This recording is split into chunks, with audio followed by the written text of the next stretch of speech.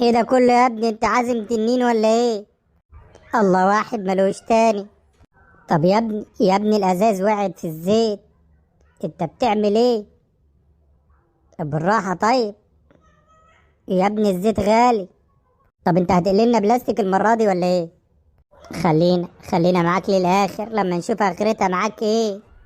يا ابني بالراحة يا ابني بالراحة، ده احنا جبنا بخاخات للزيت ده علشان نوفر فيه، انت بتعمل ايه؟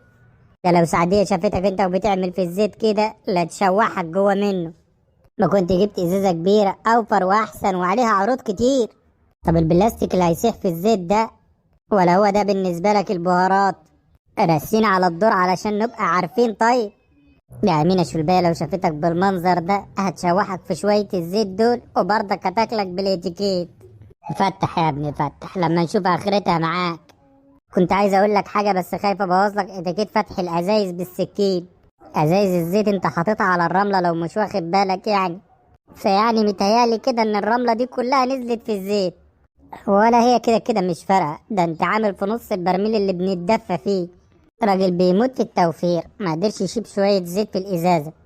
ظلمنا الراجل اهو بينضف الزيت من البلاستيك. يا سلام يا سلام على النظافة يا جدعان.